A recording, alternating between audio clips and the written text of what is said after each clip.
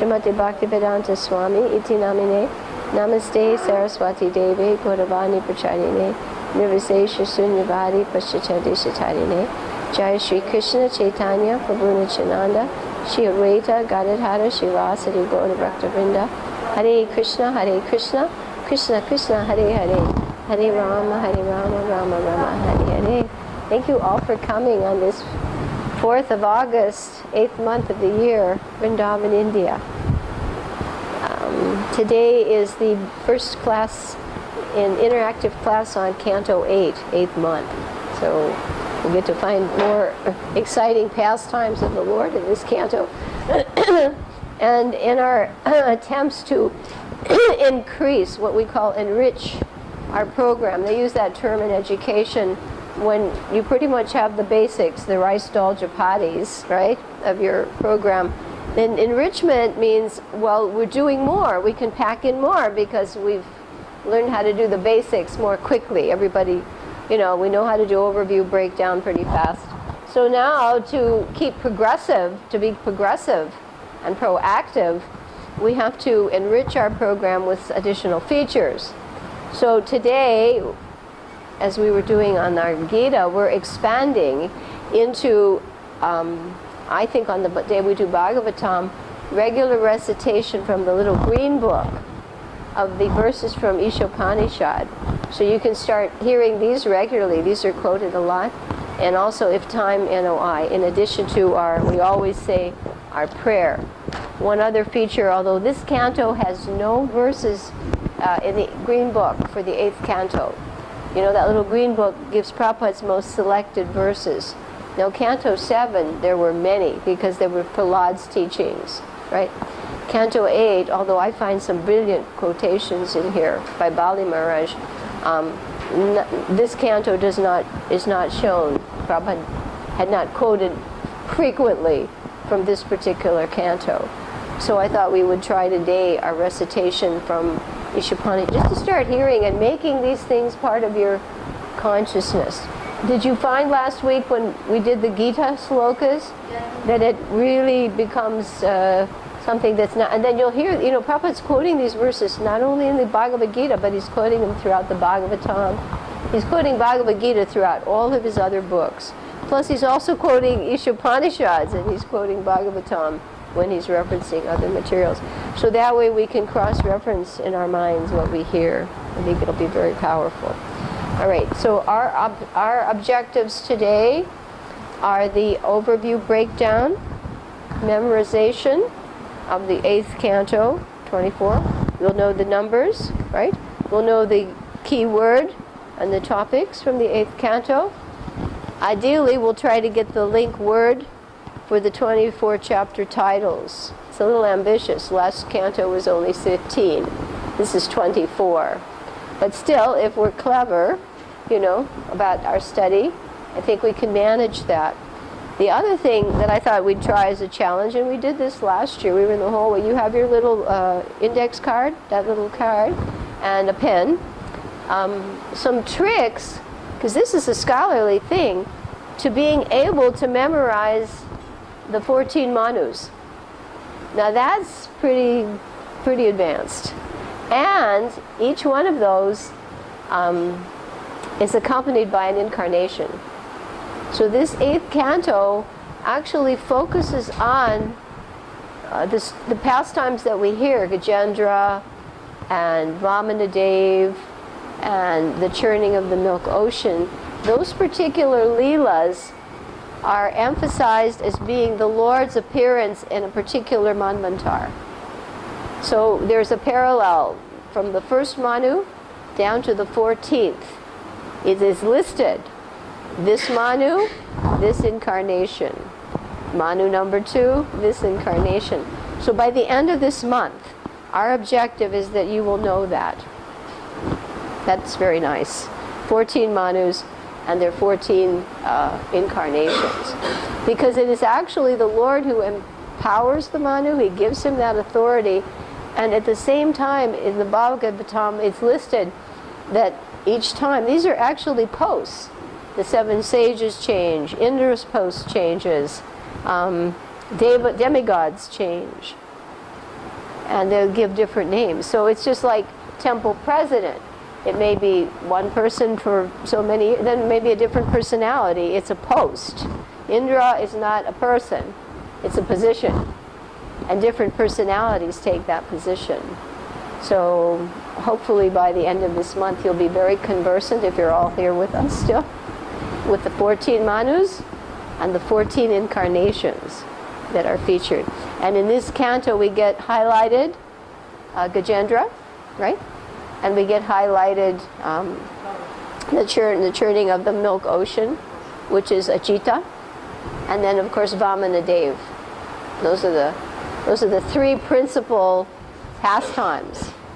And then we end with the story of Matsya, which actually concludes the last Manu, Chakshusha.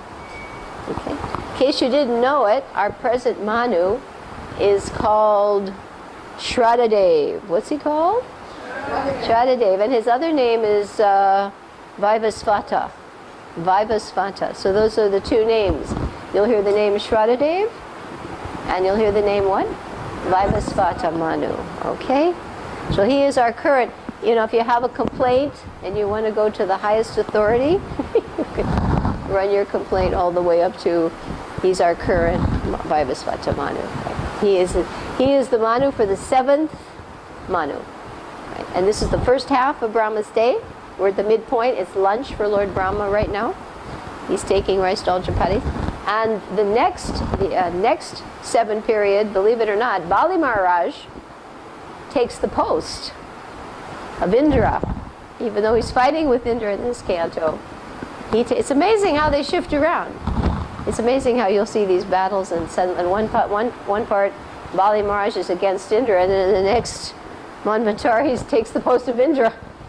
So it's interesting to follow these things if you hadn't quite been tuned into the fine points. I think you'll find it fun though once you start detecting these little connections. Okay, so we are in the which Manu now?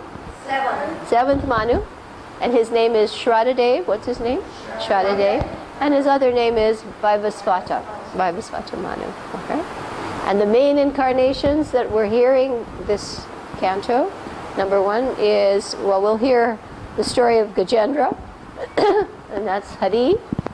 And we'll hear the story of the churning of the milk ocean, and that's Ajita. That's in the Chakshusha prior to that. I think that's prior to that. That's the one before that. The fifth one, Ajita. And then we'll hear in the story of Bali Maharaj and Vamana Dev. Okay, so we're going to be hearing those particular pastimes. And that's in this one. He appears in this Manu as the son of Aditi, youngest son of Aditi. So again, just to give you a little bit of contextual reference before we begin. And then we wish to also recite some slokas as a change. We'll shift, we'll study together, and we'll do that. See how it works. Okay, everybody on board with those objectives? Okay, the breakdown, overview, breakdown for this canto. Knowing at least the link word for the chapter title, if not the chapter title. Recitation of Ishopanishads together, and the possible NOI slokas together. That'll be nice if we could do it quickly, not spend too much time, but just get into the practice of recitation. And then at the very end, some tips on how to learn the names of the Manus. Okay? Keen on that? Okay. All right, let us take we'll go quickly through this glorification of the Bhagavatam. So now that we can do enrichment with other slokas as well. You don't think we have to belabor, we'll go quickly, and we'll do the link words here. So our first word is nectar, and then the next one is fruit, and the next one is jewels. Okay, so nectar, fruit, jewels, and then the next one is vision, then life breath, and then after that, it's a song, right? And then the final one is Krishna. Okay, so read along with me. O Srimad Bhagavatam. O nectar. Churn from the ocean of all the Vedic scriptures. O most precious transcendental fruit of all the Vedas. O you who are enriched with the jewels of all spiritual philosophical conclusions. O you who grant spiritual vision to all the people of the world. O life breath of the Vaishnava devotees. O Lord, you are the sun, which has arisen to dispel the darkness of Kali Yuga. You are Sri Krishna, who has kindly returned to be with us. Okay, and one more thing I wanted to mention, if anybody likes, and you don't have your computer pen drive, I can from perhaps, well, I don't know if you don't have pen drive, but I thought it would be wise if you did have the 8th canto in this device, and you just play that regularly. You can hear it in one day. If you run it a lot, or at least half of it up to the midday of the Manus, and then the second half. So you're just immersed in the 8th canto. That's what I think this device really does. You're just constantly fixed in that. In our next sloka, our keywords are obeisances, reading, and bliss. All right, and then after that, rain, which we have today, and pure love. And then the last one is serve. And then, of course, Krishna. O Srimad Bhagavatam, I offer my respectful obeisances unto you. By reading you, one attains transcendental bliss. For your syllables rain pure love of Krishna upon the reader. You're always to be served by everyone.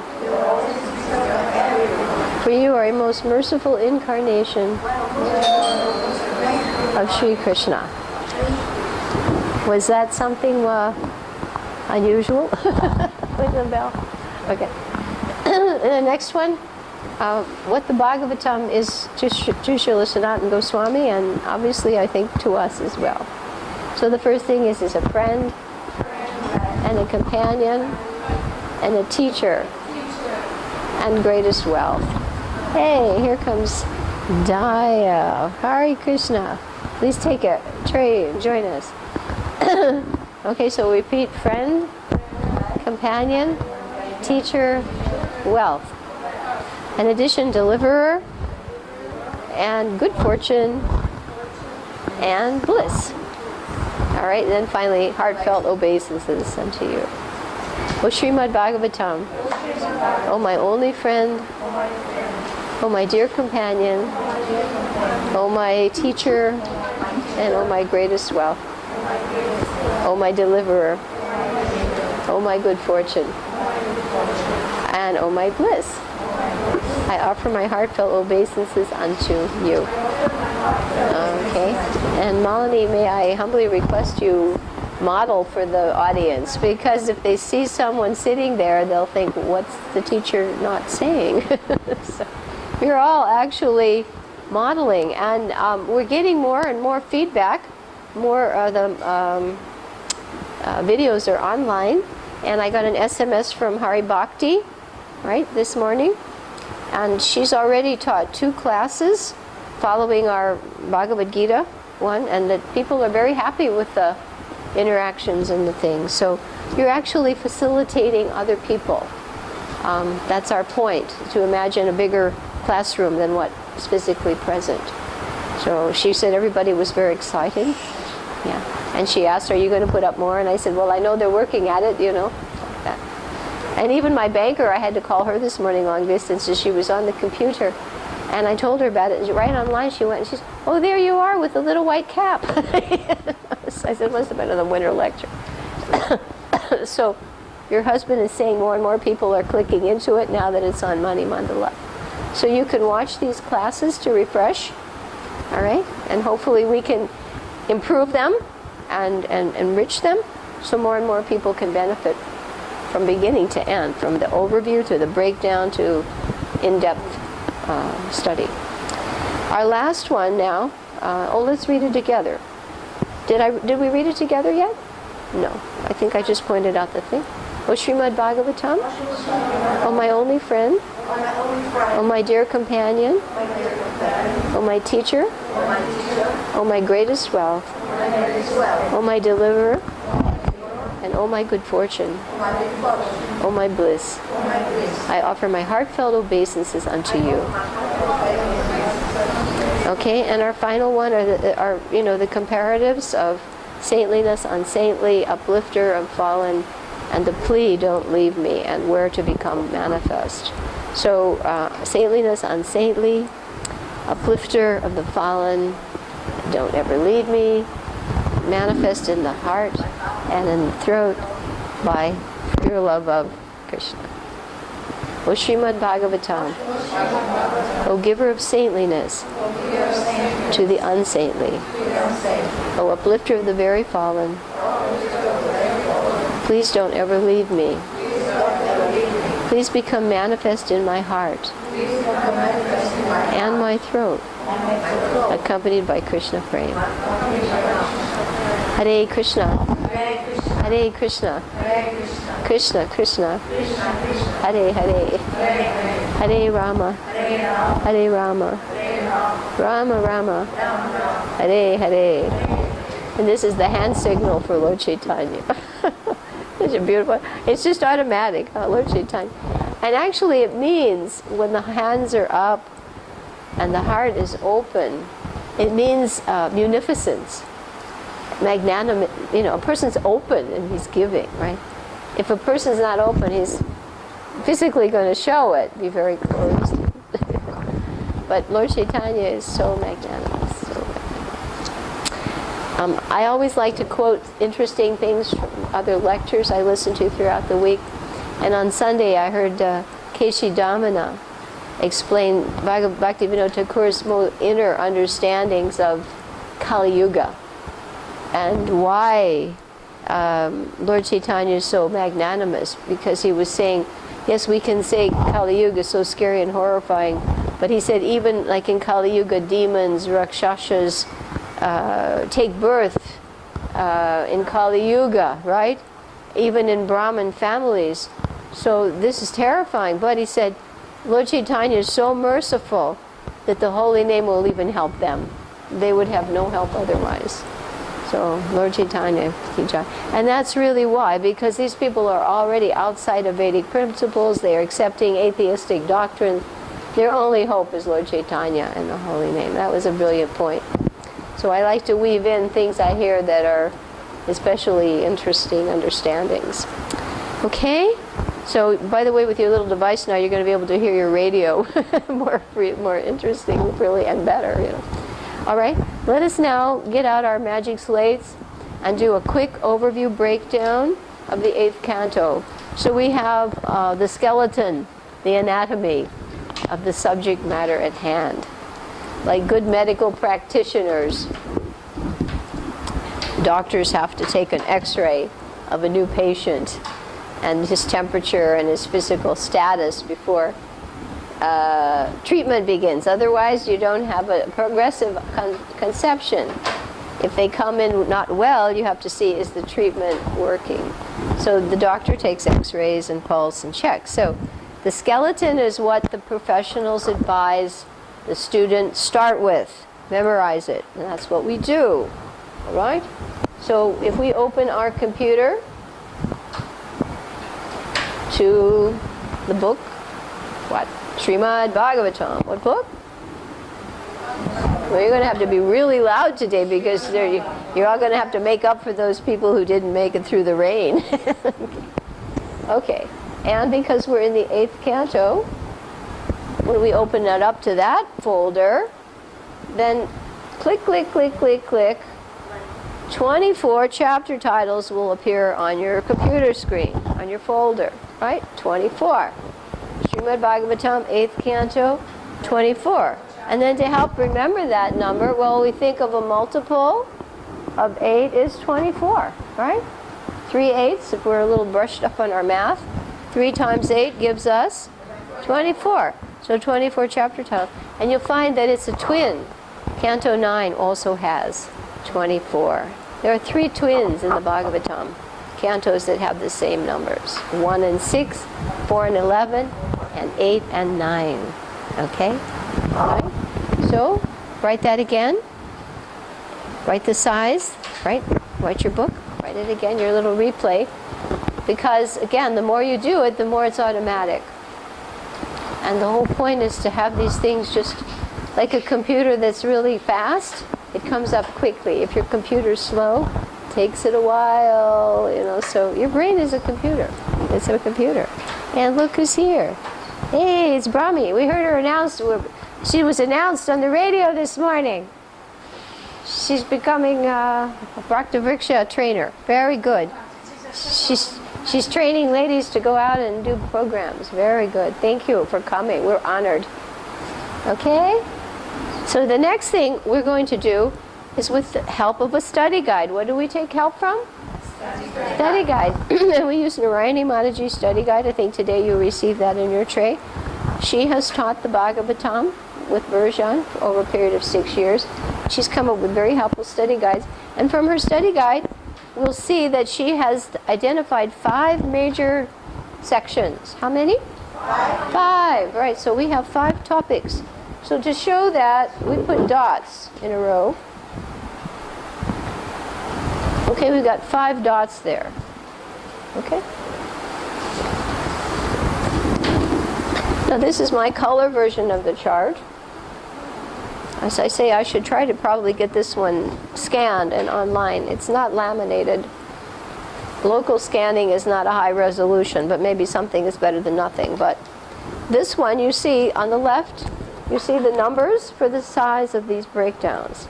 And an easy way to remember it is that the last 2, 9 and 1, add up to 10. So what's left is 14, right? 14 plus 10 gives us 24. Right. So we try to think of easy ways to remember this. So the numbers, we have 4. If you look on your chart as well, you have 4 and 8 and 2. And these are all even numbers. So that's easy. And 2 4s are what? 8. So just try to think of a little mental math that helps you. So 2 times 4 is 8, right? Or if I say I divide 8 by 2, I get 4, right? That's the reverse operation. And the last 10, 9 plus 1, that's this, right? That's easy. 9 plus 1 is 10. And our last section is easy. That's just one chapter. Okay, so let's put those numbers down. We start with 4. And we can think of other fun things that are 4. 4 symbols for Vishnu, 4 yugas, 4 kumaras, 4 social classes, 4 spiritual classes, 4 kumaras, so many things that are 4. We were going through that little book. So many things that are 4.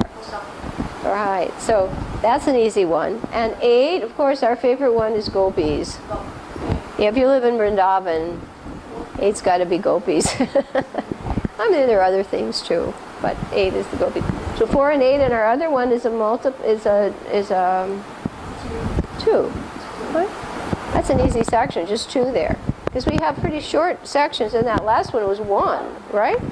So we have a 1 and a 2, and then before the 1 we have a 9. And then 9 is an important number. That's also the 9 processes of bhakti, pure bhakti. Shravanam, Kirtanam, Vishnu Smaranam. Okay, so 4, 8, and 2, and then 9 and 1. All right, so now you know how this canto breaks up in sections. Would you like to erase that and try it now? See if you can do it without looking at your map. Because, you know, after you do this enough, you get pretty good at it. We don't want to have to spend too much time on what you're already quick at.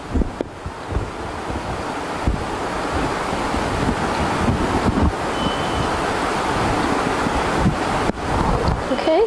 And just to go from 70% retention up to 90%, turn to somebody near you and, tell them what you just learned. Srimad Bhagavatam, 8th Canto, 24 slokas, 5 topics, and the numbers of chapters. Maybe you two want to get a little closer so you're not having to have a K, right? And Govinda Kund, you can help both people. You're pivotal there. You can look at double. He gets double practice.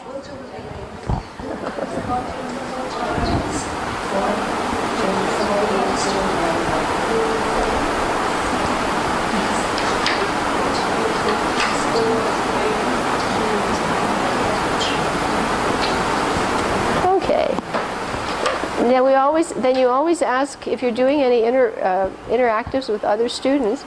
Then this is a psychological thing. Teaching requires motivational skills, psychological skills.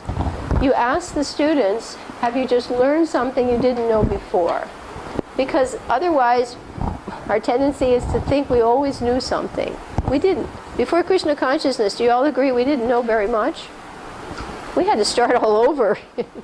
Who's God? Who's Krishna? What's Vrindavan? We had to start over on how to brush your teeth, how to take a shower, all over. So, how many of you have just learned something right now? Okay, you did? All right, you too. Neela, did you just learn something? Okay, that's very important. Ask your students, are you learning something? Because learning in and of itself is rewarding.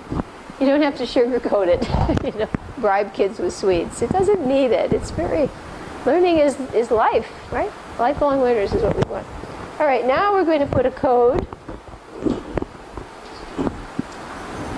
We're going to put a code over this because, as I said, the emphasis in this canto is manvantaras. How many are there? Do you remember? In one day of Brahma? In one day of Brahma, there are 14, right? 14 manus in one day of Brahma, right? And right now, we've got the book divided in 7 and 7. This is the first half of his day. We're on our 7th manu, okay? And the second half will be the next 7. So try to remember that. How many manus are there in a day of Brahma? 14, yes, first half. And of course, at night, everybody's asleep. Because Brahma's day and night are the same length. Very long. Yeah. No, everybody's asleep. They're asleep. So this first half, and we're now on the 7th one, right? And after this one, yes, question? Yeah, Manvantara. There. A Manu is considered one of the 6 types of avatars. They're empowered, right? So they're called Manvantaras. In the teachings of Lord Chaitanya, different avatars are explained. Purusha avatars, Guna avatars, Lila avatars, Manvantaras. Shaktavish. They're Manvantaras, right. That they're empowered. Empowered personalities. They have to run the universe, and they reestablish religious principles. They're the lawgivers of mankind. Manu means man, right? The beasts and the birds, they don't have to follow. But man has a very specific, grave responsibility to follow laws. And those laws are reestablished and presented by the Manus. So everybody understand a Manvantar? It's one of the 6 types of avatars. Okay. And how many Manus in the day of Brahma? 14. Very good. 7 in the first half, 7 in the second half. And Brahma's day and night, just like ours, right? 12 hours of Brahma's day, 12 hours night, sleep. So all the jivas, everybody's resting. No activity. But when they start again, we start with the first Manu, and you go down through 7, and in the afternoon you get the next 7. Everybody got it now? Okay. All right. Now, our next point is to add a code letter. So let's quickly put those 5 dots to take our next incremental step. 4, 8, 2, 9, 1. Okay, got your numbers fast? Okay. So, if you look on your mind map, we have a letter. So let's just do that first. We have a G. What is our first one? G. And then in the next one, if you go around on your chart, you'll see DD. So we'll put 2 Ds there. DD.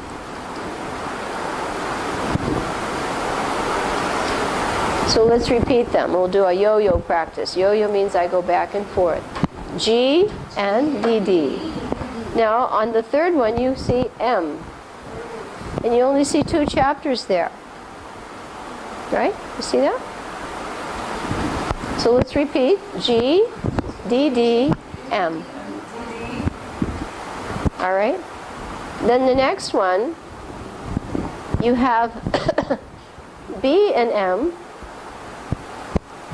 and a V over a V. So you have 3 letters there. You have the initials BM over V. So let's repeat. We have a G, D, D, M, and then a B, M over V. And on the last one, we have MR, which looks like Mr., right? That's in the West an abbreviation. If you say Mr. or Mrs. or Miss or Ms., MS, they use like Srimati here in India, or Sriman, right? They'll abbreviate that. So we have G, D, D, then M, and then B and M over V, and the last one is MR, so like Mr. Okay? Can you erase that and do that whole thing now? Put that all in place and see if you can do it quickly enough. Because repetition is important. If one keeps going on, masking takes place, and then you forget what you just learned, and then you feel defeated. So the more you practice, you increase the speed so you don't find it tedious.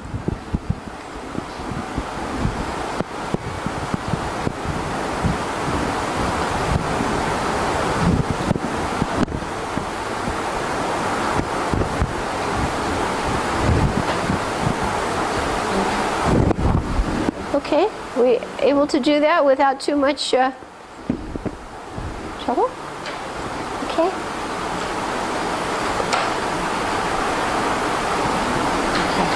So to reinforce it, make it go up to 90, turn around, and explain it verbally to someone. Because that helps really lock it into place.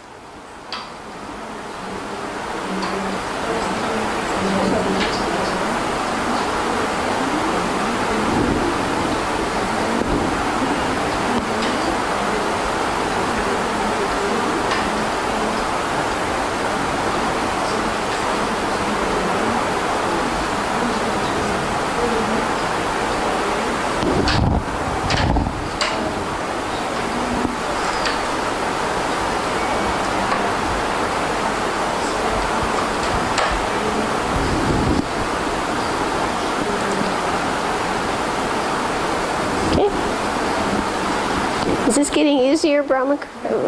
Are you okay? And then the more you do something, after a while, it's not so difficult. And then you'll find automatically any book you ever want to read or study, you just do the same thing. Check the contents, try to break it up. Because the author had to think like this to write. He just didn't start writing. He had to think in terms of sections, points, subdivisions, if he's really organized. So all you're doing is entering into the thought process. Okay? Everybody able to do it and explain it now to your study partner? Some of you may have to help 2 people in your position. Okay? Shama, you and okay, you okay? Yeah. Everybody got that? Okay. Now once you have a link letter, then the word is the extension, makes it easier.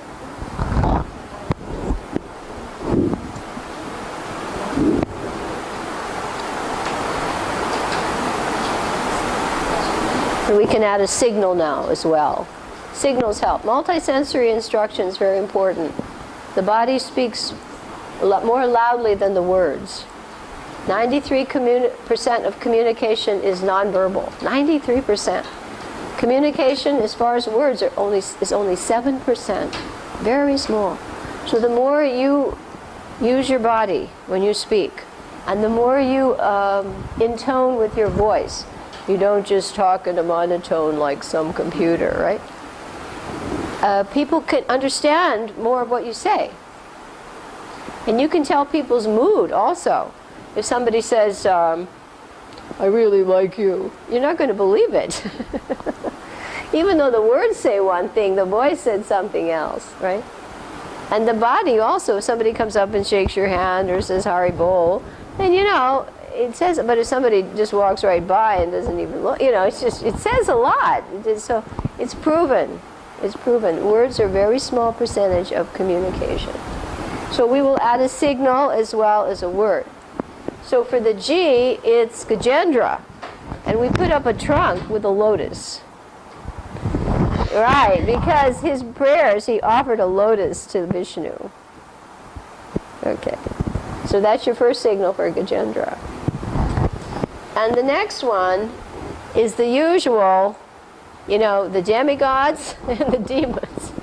The demigods, and for that, I don't know if they wear tilak up there. I've never remembered if I was there what they wear. But the demigods would be the pious ones, and of course the demons are yeah, right. Oh, that's what we were using, demigods and demons. That's right, that's our Bhagavad Gita signal.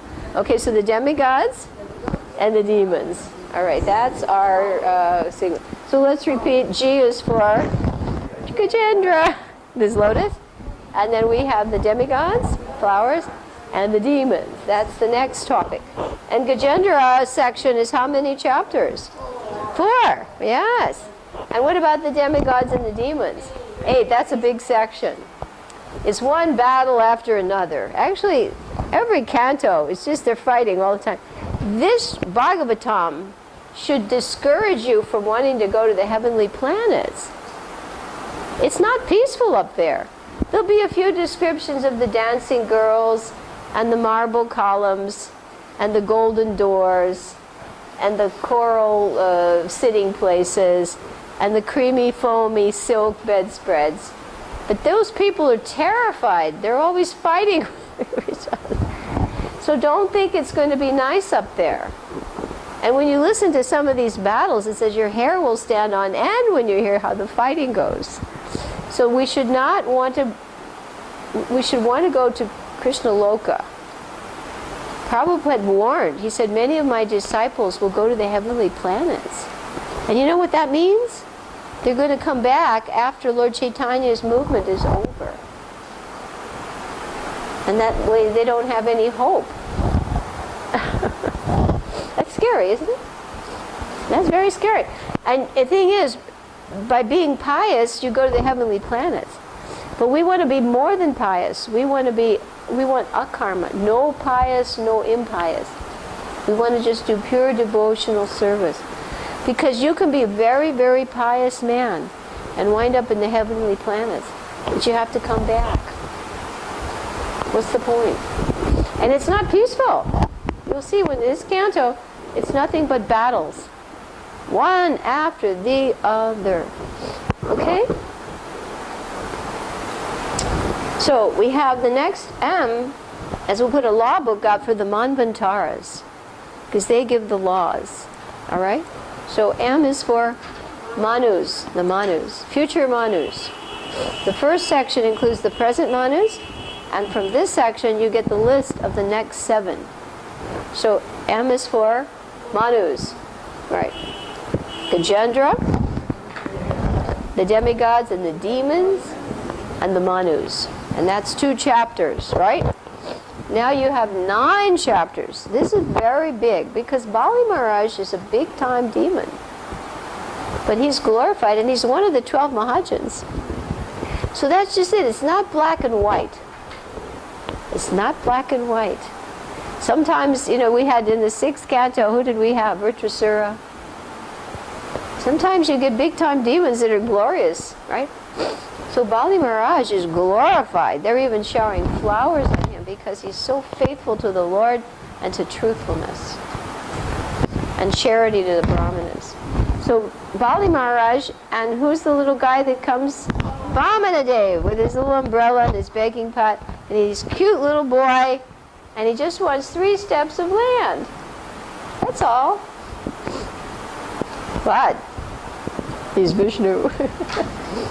Okay, so Gajendra, and the demigods and the demons, and the Manus, and then Bali Maharaj, I'm not too sure quite what we did as a symbol for him. I think you might go like this, where Vishnu puts his foot on his head. I think we did that last year. Bali Maharaj and little Vamanadev has got his umbrella. Or you could go like this. It's 3 steps of land, you know. And MR is for Matsya Rupa. Matsya Rupa, the Lord's incarnation as a fish. That's 1 chapter. Okay, so let's just run through those again, and then you'll have fun telling your neighbor these. This is use your signals. So Gajendra, and the demigods, and the demons, and the Manus, and then you have Bali Maharaj, and little Vamanadev with his umbrella, and then you have Matsya Rupa. So would you like to do signals with your study partner there? Okay? And you can tell them that?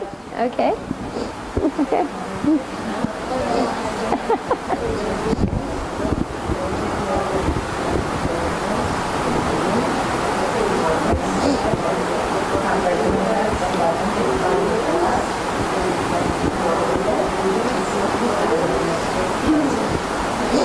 Yeah, very good.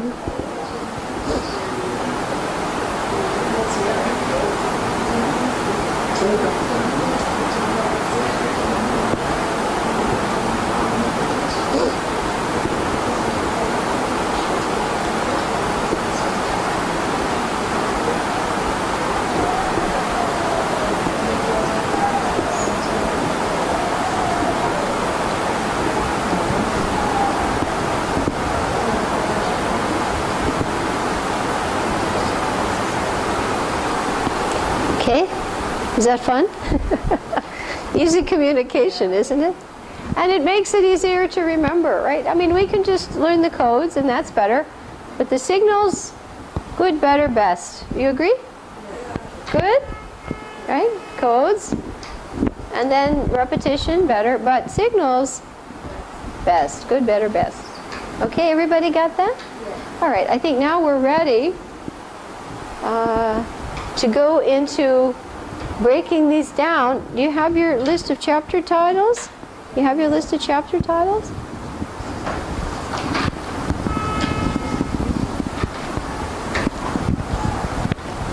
Because that's the next progressive step.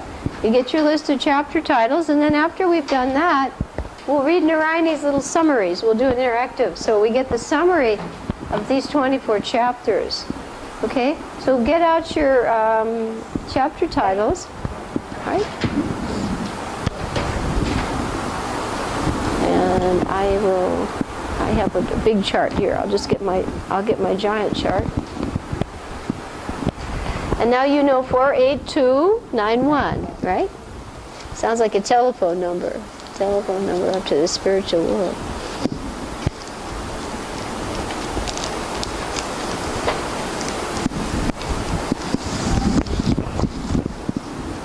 And on your list of chapter titles, scan to find Canto 8. Okay, you all have that. Mine's a big copy. Right.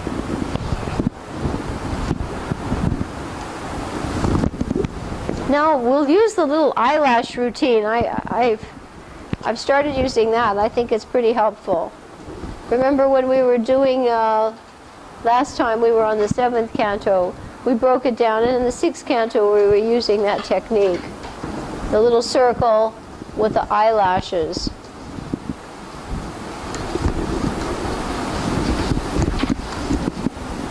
And this is 11, 10, and 12, and 8. Okay? Did you all find 8? And you see 24 there? Okay? So that much you know, and you know 5 topics, and you know Gajendra, and demigods and demons and Manus, Bali Maharaj, Vamanadev, and Matsya.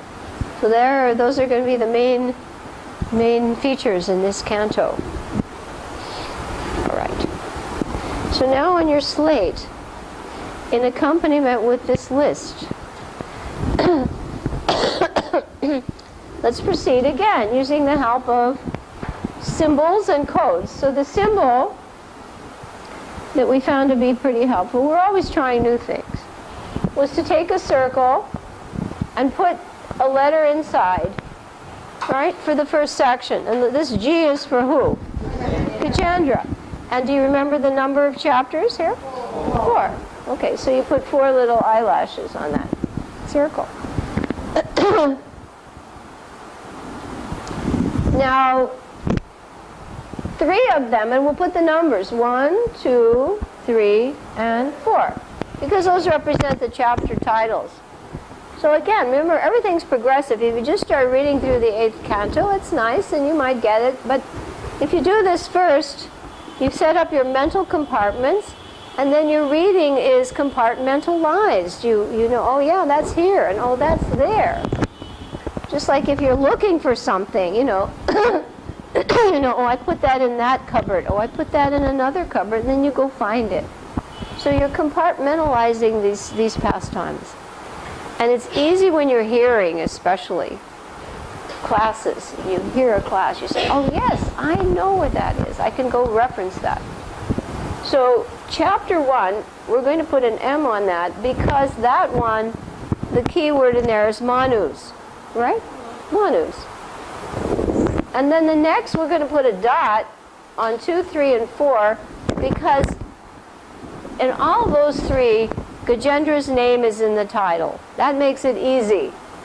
You find some way to make your job streamlined, simplified. If I know it's Manus and then 3 more are about Gajendra, then that makes it easier to remember those other 3. So what we're going to do is pick the first word here is his crisis. He's in trouble. In fact, he's given as the example of the 4 kinds of people pious who surrender, right?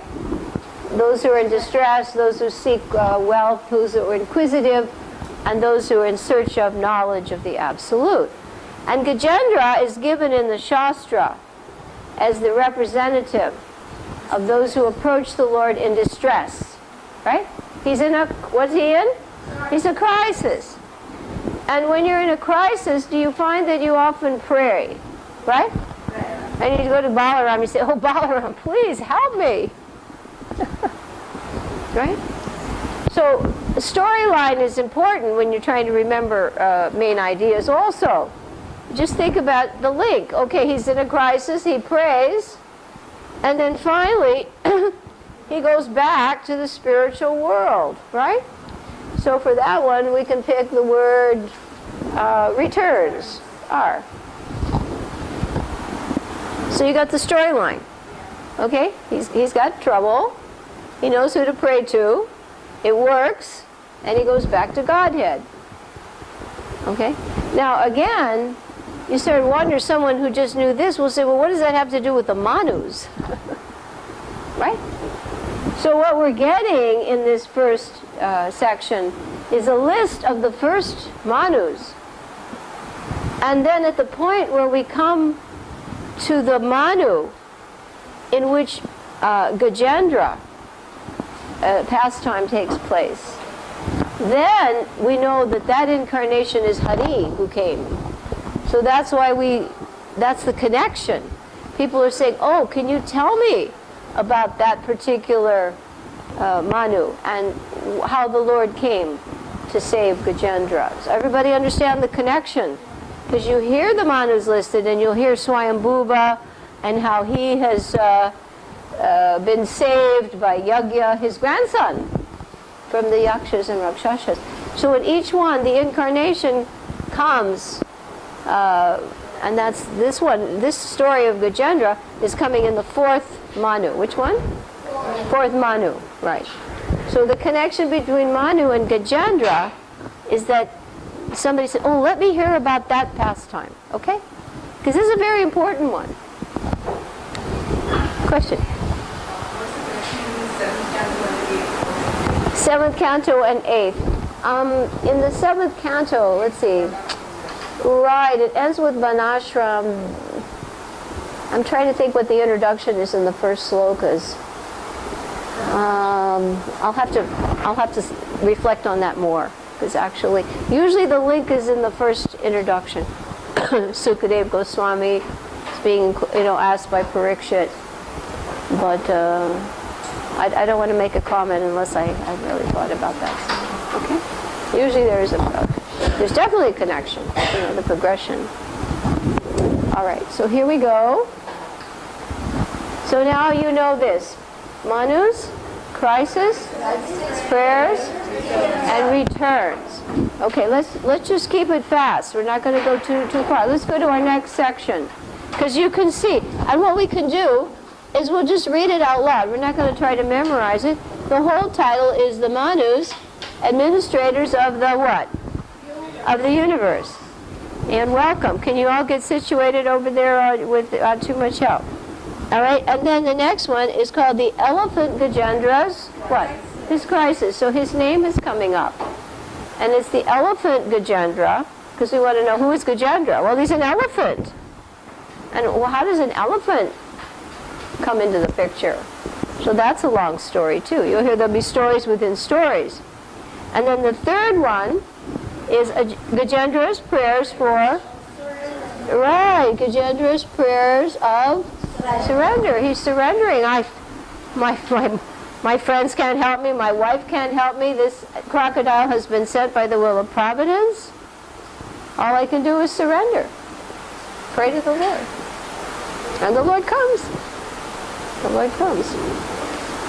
And you'll find out, too, who Gajendra was in his previous life, who the crocodile was in his previous life. Okay?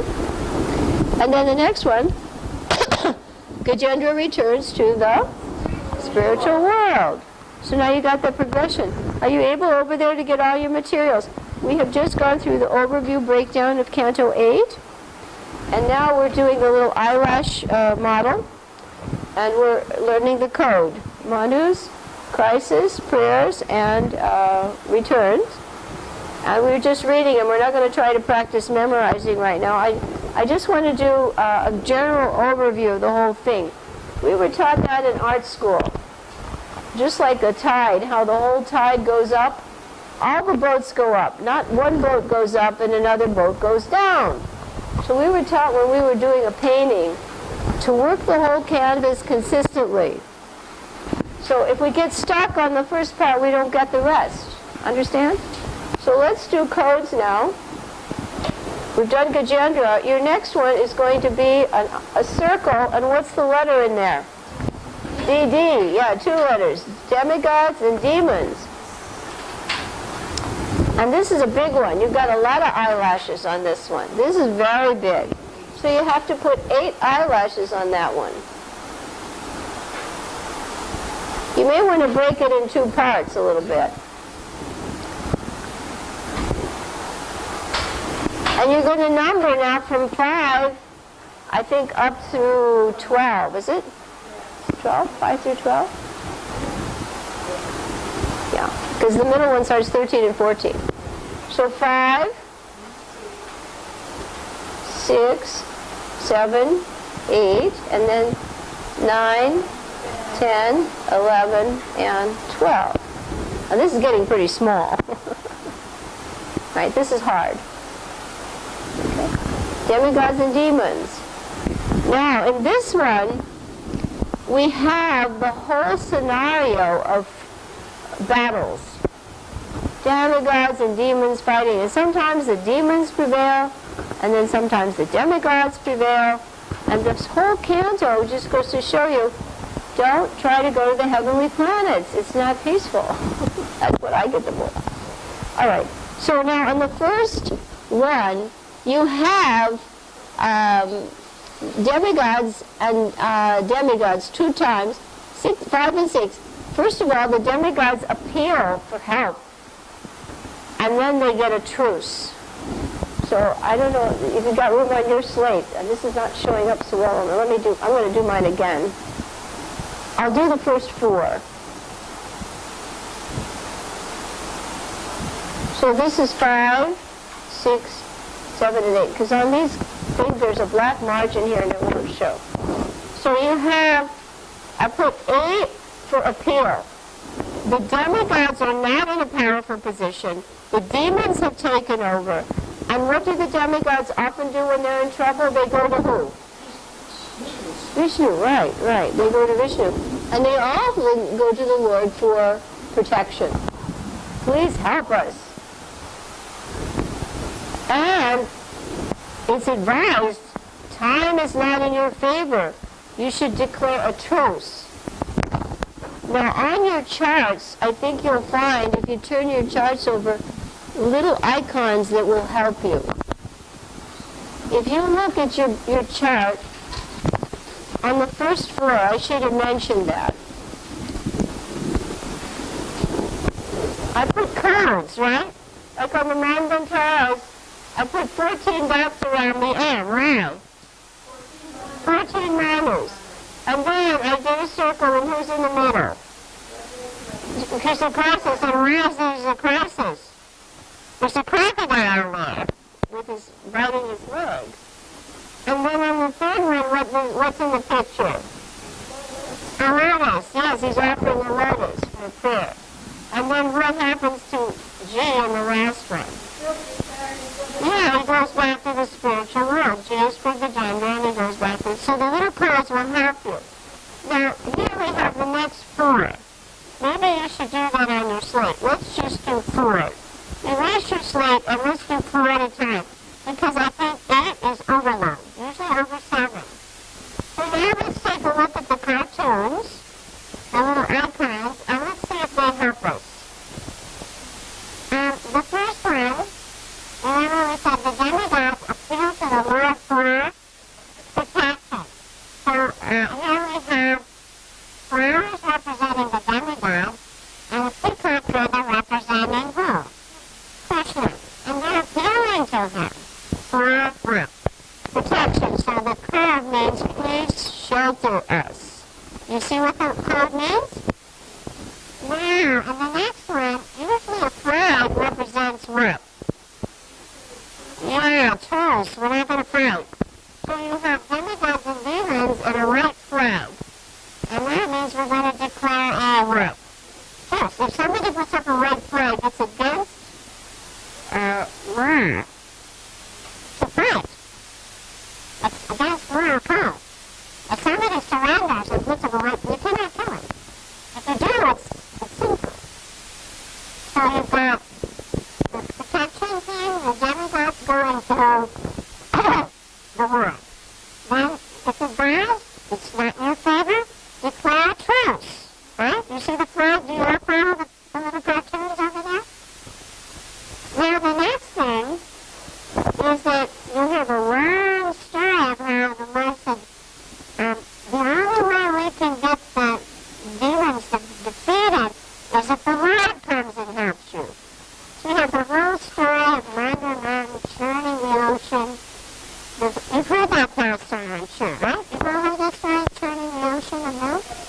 And what comes out of the ocean is poison. Poison is churned out of it. And who drinks it? Lord Shiva. So that is chapter number 7. You see that? You see Shiva's mark, his Ganges thing, and you see the moon, and you see the drops of poison. And then for number 8, you get the pastime of the churning of the milk ocean and all of the personalities that are born of that churning. And the little one you see there is actually Lakshmi. Okay, because of many, you get many. Aravata, you get Dhanvantari, you get so many things coming out of the churning of the milk ocean. But Lakshmi, I put her there. So number 5 is appeal. 6 is truce. 7, we can put poison. And 8, I would say churning. So let's go to our little 4 eyelashes and let's put this. Just one word. Let's not try to do too much because 24 is more. We have 3 more times on this. A is for appeal. A and T. At. 7 is poison.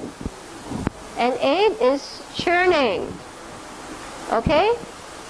And you see your little cartoons? Do they help you there?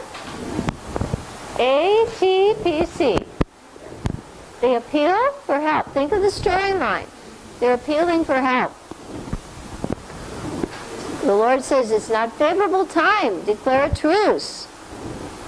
Now the pastime of how we can defeat them is by the churning of the ocean and cheating them, taking the nectar. And then the ocean is being churned. And this is also another incarnation. This is Ajit. He takes the role of the tortoise and the mountain. Right, Ajita. He's the incarnation of the Lord that comes in this Manvantar. Okay? Appeal. Then there's a truce. Then there's a poison being churning. The poison from the ocean. Shiva's neck has the ornament now of the blue line for drinking the poison. And then the churning and all the personalities are being explained in chapter 8. So let's erase this and see if we can do it. Really fast. DD.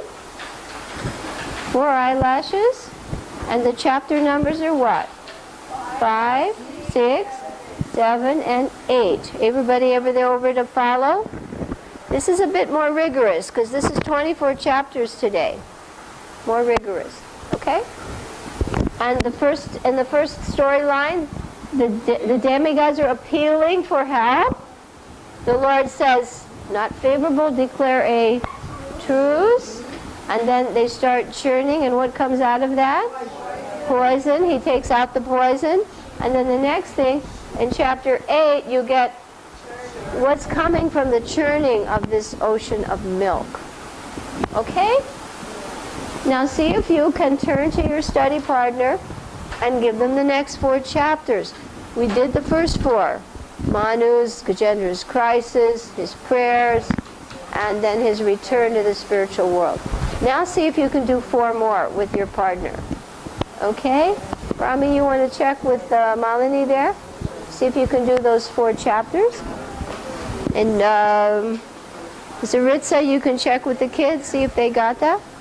This is a very exciting canto, actually. Many nice pastimes. Gajendra, the churning of the ocean, Bali Maharaj, Brahmanadev, many, and Matsya. 4 big ones. 4 big ones.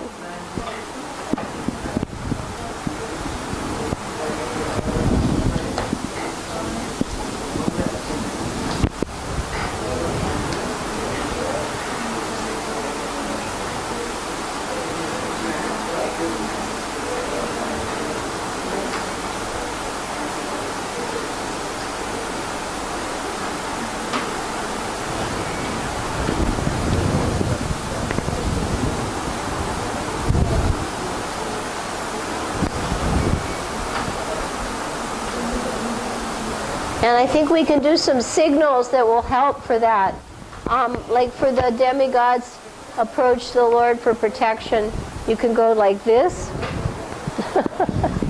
And for the next one, the truce, wave your flag. And for the drinking of the poison, Shiva drinks the poison. And then the last one, you've got the goddess of fortune, so you could probably go like this. Is that what her symbol is? She holds up her hand like that. Okay, goddess of fortune. She only accepts Vishnu. She's always no other personality. This is a very nice description of the defects of a conditioned soul and the glories of the Lord. Who wouldn't want the Lord as the husband, right? Okay, so you got that? The demigods are appealing for protection. And the next thing, they flag of truce. And then the next thing is the poison. And then the last one would be Lakshmi. And they do a nice abhishek for her too. Very nice. Very beautiful. Okay, got that? Did you tell your friends now 4 more chapters? You've got 8 down. 8. 8 out of 20. Oh, we got a third of it done. Anybody learned anything today? Yeah. Okay. Okay. It's fun though. If you make it easy, it's fun. Otherwise it can be quite tedious. But then when you read, you know where you are, right? You put your little compartment. All right, let's do those next 4. And then then it's going to be easy. We just have 2. Then it's a little tough with 9. And then you're really easy with 1. Okay. Krishna's kind. He gives you a break between the hard parts and the easy part. Okay, so part 2 of demigods and demons. Starts with chapter, you put 4 more eyelashes, right? So it's going to be 9, 10, 11, and what? 12. That's the second part of the demigods and the demons. 4 more chapters here. Okay.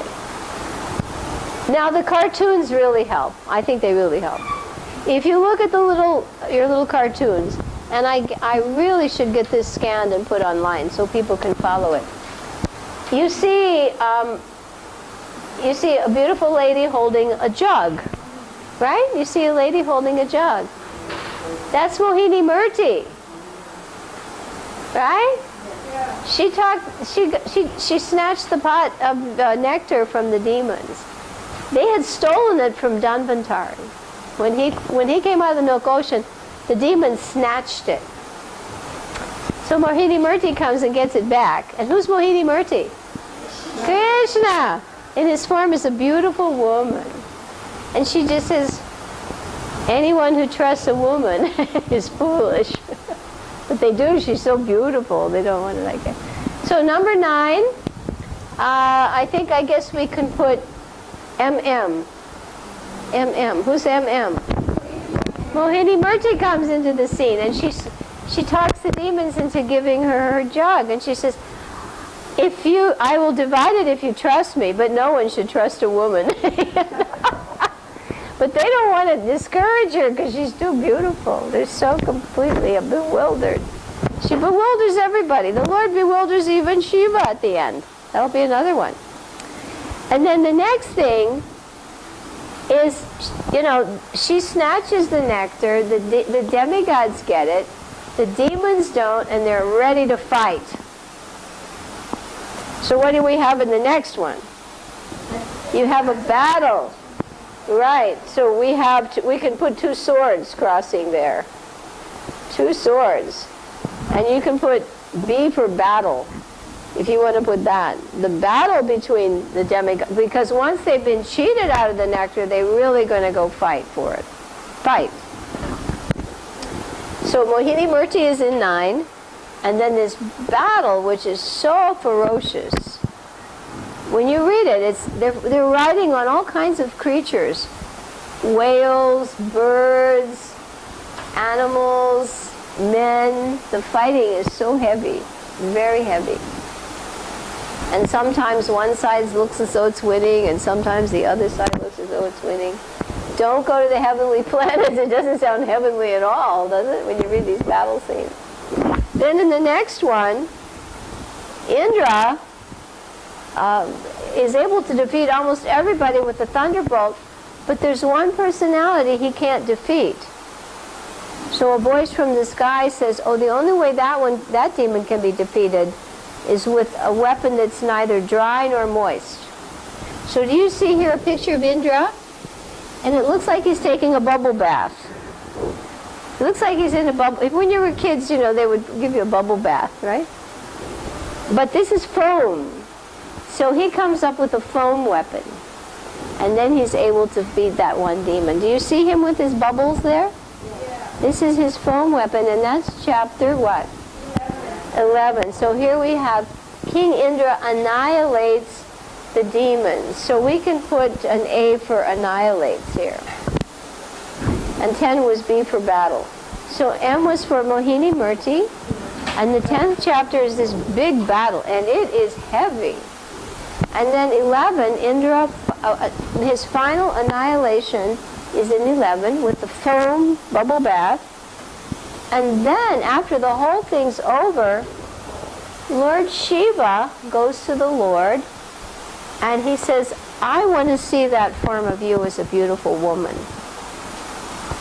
Oh, what happens? So Mohini Murti shows up, and Shiva's with his wife.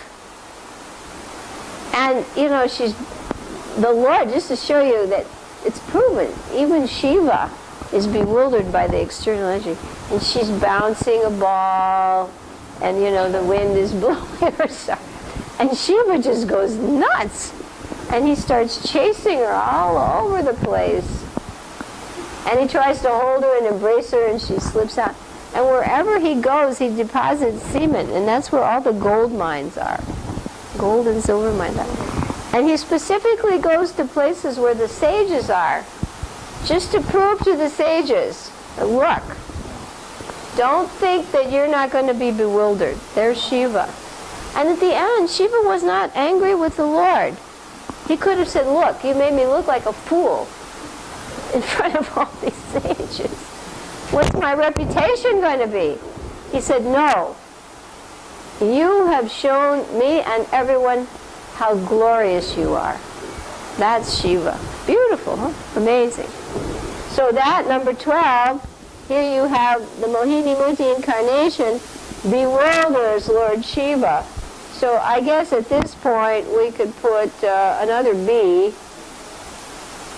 but this one, and put some lines around it or something, bewilders. The first one is battle sign, but the last 12 is the pastime of where he wants to see the Lord in the form of his illusory energy, Maya Devi. So he comes and, again, amazing.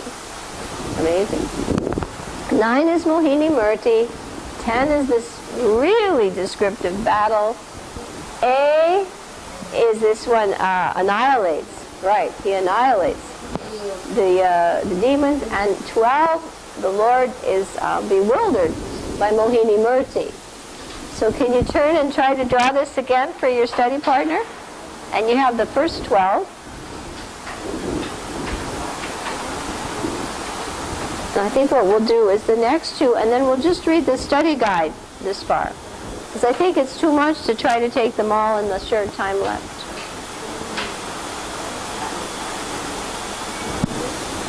Or maybe we will do.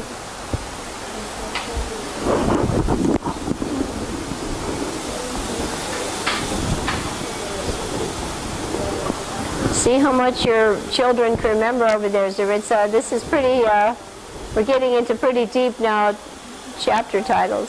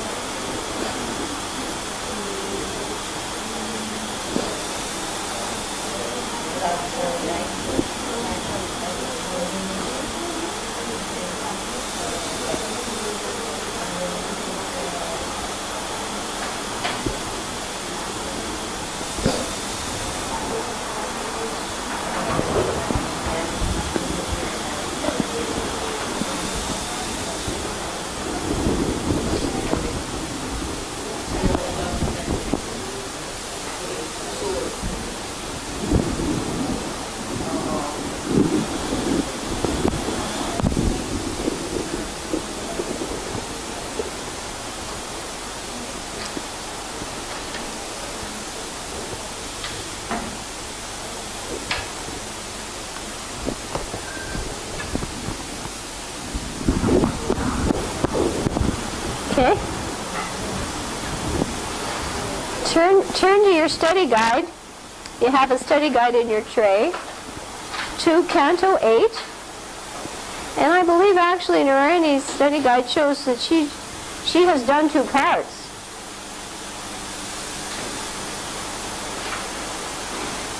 Part 2. So actually this is a good breaking point for us today. Because what we'll do, we'll do an interactive reading of these first 12 summaries. How many summaries? 12, right, because this is 24 and we've got 12 here. And then afterwards we'll, on our study cards, we'll do side 1 and we'll do the manus for this first half day. The 7 manus and the 7 incarnations. So when you go home you should feel that first section, I've pretty much got a grip on that. Okay? Do you all have page 67 of Narayani's study guide? And one of our norms is please turn the pages carefully. Please keep the protective jackets on the book. Sometimes people remove the plastic, but I like to try to wipe my materials after a class. So please keep the protective jacket on your book. Use your small finger for the interactive reading. Okay? sometimes we used to go around the room, but there's a disadvantage with the hearing on that. Sometimes people can't hear without, because this is being recorded, so please speak up the words loudly, all right? And in combination with your, now you have to be really, you can keep your little chart, or you can use the list. So chapter 1 is entitled The Miners, Administrators of the Universe. That's your full chapter title, right? Everybody got it? Chapter 1, Sukadev Goswami describes the of 4, and they are listed as Swayambhuva. Repeat after me. Swarochisha, Uttama, and Tamasa. So in chapter 1 we hear about 4, and Tamasa is the 4th one, and that is the story of Gajendra. That's how it leads into the story of Gajendra. Because during that Manu, the Lord comes as Hari. Now, chapter 2, you can look at your little cartoons because the book doesn't give the title. The title is The Elephant Gajendra's. Everybody? Louder? Good. Elephant, everybody find where we are? And you've got your little map with the icons. The Elephant Gajendra's Crisis. Gajendra, the chief of the, and his female go bathing in near the Trikuta. The powerful chief attacks the chief, and they, for 1,000 years. Whoa, that's a long battle. Chief crocodile and the chief elephant. These are the big-time warriors here. If we go to chapter 3 and we look at our little chart and we see the icon, we will see the title for 3. Gajendra's Prayers of? Yes, Surrender. Gajendra's Prayers of Surrender. That's the full title. Faced with, Gajendra remembers that he chanted in his previous. He helplessly to be from the material conception of, and to be in the Lord's loving. Yeah, so he's asking for more than physical help. He wants freedom from the material conception. This is a deeper prayer. Just save me from this crocodile, cut his head off. He wants freedom from the material conception of life, and he wants eternal service. That's a good prayer. That's a more elevated prayer. Now in chapter 4, that's the last one of this first Gajendra section. Oh, Krishna. Okay, there we go. Well, we prayed and he answered. Chapter 4, Gajendra returns to the spiritual world.